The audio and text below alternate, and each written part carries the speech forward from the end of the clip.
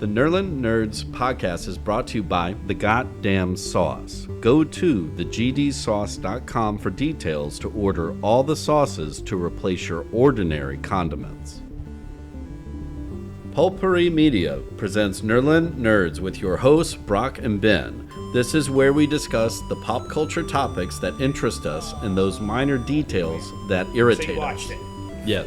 How about what I was trying to explain last week, the corporations?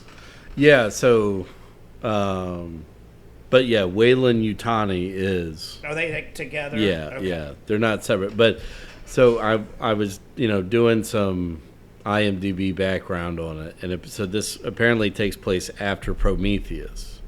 So that would Correct. explain why It's you between- see Yutani and not a Wayland, because Wayland's dead.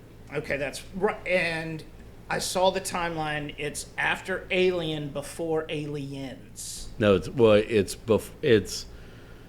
it before Alien?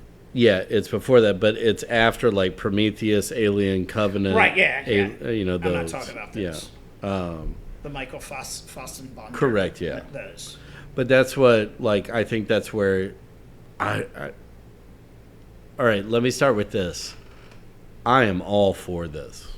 How about the synthetics? I mean, everything. Like I really, this little nugget of an idea that they are branching out with is fucking fascinating. Yeah. And, The whole point of I absolutely love the conscious mind into a synthetic. I should have written down like what they called them, like robots. no, they're called hybrids. So those are hybrids, but there's the synthetic with a conscious mind is a hybrid. Then there's the synthetics, which we know. right. And then there are What was the other one?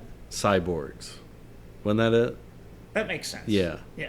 Which So- are just Humans with like augmented right. like an robotic arm implants. or Yeah. eye or something. Right. Yeah. So it goes that, then the full synthetic into hybrid. Right. Perfect. And then there, I I mean, love that. there's the whole fucking Peter Pan Yeah. background narrative in there, and How about like it's real. I mean, how I'm about, saying this two episodes in, but it's really fucking how well about thought out. Ice Age Yeah. cartoon? Yeah. Well, and you're not there yet, but there's a fuck ton of baseball references. Really? Yeah. I'm trying to remember. Do they introduce the brother in the first episode? No, When- but I've met the brother. Yeah, yeah. Because we're like halfway through the second episode. Yeah, so we might have even finished the second like episode. he goes by Joe DiMaggio. Yeah, yep. I have seen Yeah. the second episode all the way. I guess I just watched it all at once, and it seemed like one episode. Did you see the Reggie Jackson thing? It sounds familiar. I can't remember. So they go into that posh apartment, Yes. and the guy has the third home run ball from Yes. 78, Yep. and he picks it up and it plays the highlights of Yes. Mr. October. Yep, and he's yep. explaining to somebody, like a really wonderful... I remember that. Yes. Yeah, Actually, like- I didn't text that to you. I didn't text you when. No, yeah. Probably because I didn't think you had watched it yet. Yeah. Yeah. I know what you're talking about. Yeah, no, it just... and the... But my only finish, No, go. Go my ahead. only complaint, is I want more aliens. The thing where that creepy fucking thing. The intergalactic tick that sucks out your innards. Correct. Yeah, but that's it's like 12 inches long, 13 Yeah. inches long. But then I it could- becomes like I could- 3 feet. I could do without that because like that bugs me out. Oh, like the yeah. ear thing in the Star Trek, Yeah, like that. I could deal with a whole Or lot like- of shit. Or like, half a Temple of Doom. Yes, like I that shit bothers No, me. yeah. And I love shit like that. But when it comes to bugs crawling in you and shit like that, I can do without that. No, but I 'cause do that's hope like- there's more aliens. I don't want it to be like Walking Dead in an alien universe. which I don't think it will be. A lot of the Alien movies don't really have the aliens in it, like Jaws. I watched Jaws this weekend in a hotel room, where you don't see Jaws the whole fucking movie. Yeah, not until the second half. Yeah. You don't see the shark until he bites the rowing coach's leg. Correct, and then you don't really see it. So the first Alien movie, you didn't see it at all. I was gonna say where I think Ridley Scott borrowed from Spielberg on that because Jaws came out before Alien. Correct. Yep. Which is it's more suspenseful if you see what the thing is doing as opposed to seeing the thing, because not seeing and Spielberg did that out of necessity because the mechanical shark wasn't fucking working right.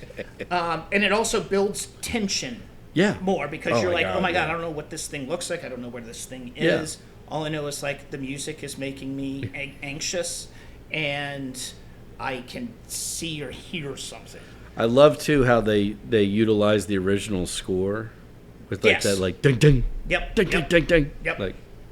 No, I mean it's and that's what I was saying is when you look at where this falls in the timeline, I'm really interested to see how they're going to connect it because the showrunner said his goal is to have it go long enough to where they can connect it to Alien. Actually bridge the gap.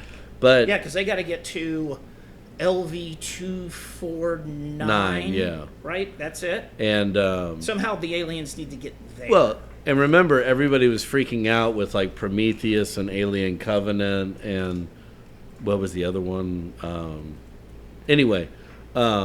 But they were like, wait a minute. This is happening before, first it was it doesn't look like the xenomorph. And then you get into, David is crafting the xenomorph.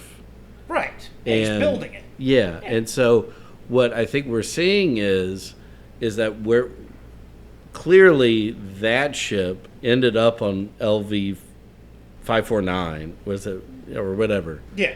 And where David ended up at some point with his final creation. Yeah, the final form there. And that's what and that's how they know, although, it's... Right, it's too early to tell. Exactly, yeah. Oh, Alien Romulus is the one I was thinking of. Yeah, but that's not... Between Alien and Aliens. And Aliens. Yeah. Okay, that's right. So, but this show has the ability to possibly clean up a lot of those, tie those loose ends without having to do another prequel movie. Yeah, you just keep the prequel canon at this point. It is well, it is. Yeah. I was reading about the shared universe, Blade Runner, Alien. Have you gone down that rabbit hole yet? That's fun, although now it apparently is dead because when they were mentioning the synthetics and all that, they didn't say replicants. Well, but I mean, it could always take on another name. Correct. Later on. So, but I just wanted to throw an aside out or there. Maybe, because they're around the same timeline. It's 21. Yeah. Yeah, the year 2100s. Correct. Yeah. And it was a corporation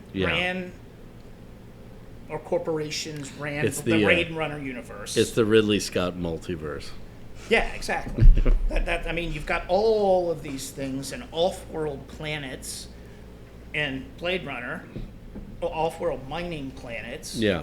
And I think that's what was in Aliens. Yeah, they had set it up as a colony. There you go. There's another thing that mentions it. Apparently in the Alien whatever anniversary, they had... Well, they were a mining ship. Right. Yeah. And if you look, there's an Easter egg when Tom Skerritt's... Skerritt? Did I say his last name right? Character. On it, you could see Wayland. Like he had worked for Wayland Corp. Yeah. On one of his bios somewhere. Yeah.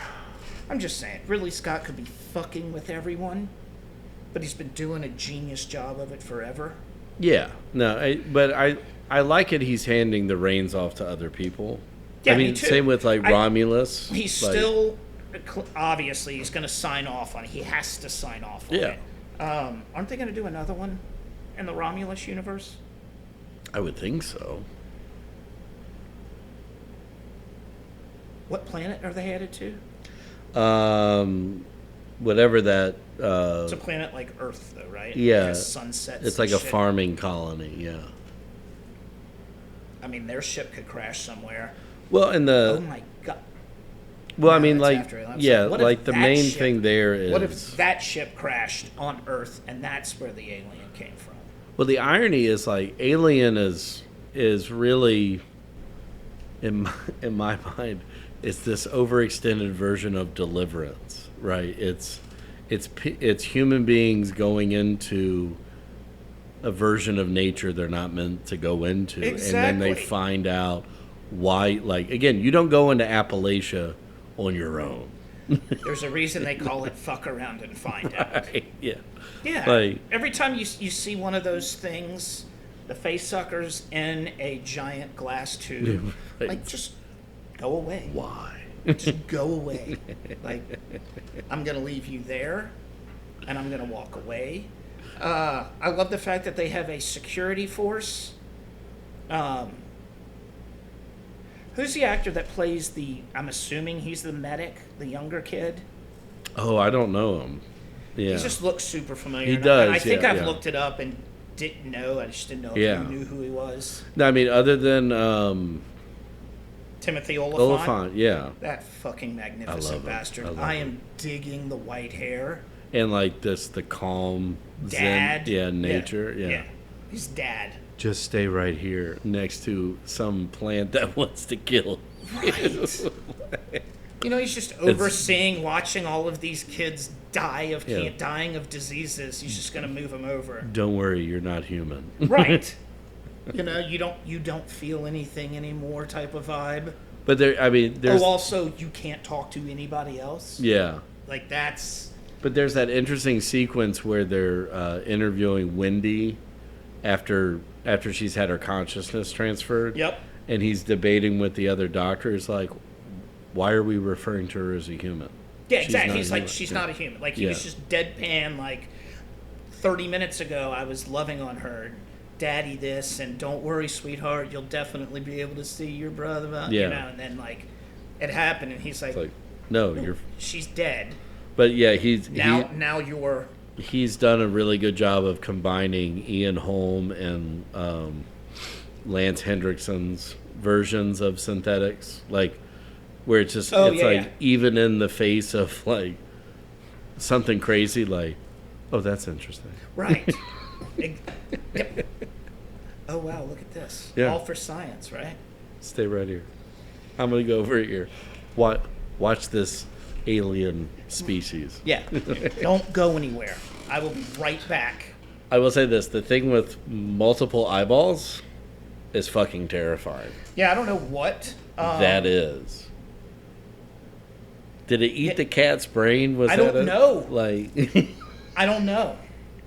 I don't know what it did. And there's other shit that we don't know. But that's what I'm saying. Like, I loved like the whole like sequence of like they didn't show you what happened on the ship. No. Except in like super like quick flashes. Like Fight Club, Tyler Durden putting a dick on the screen. Which is like exactly what you would think. Like probably the woman fell asleep.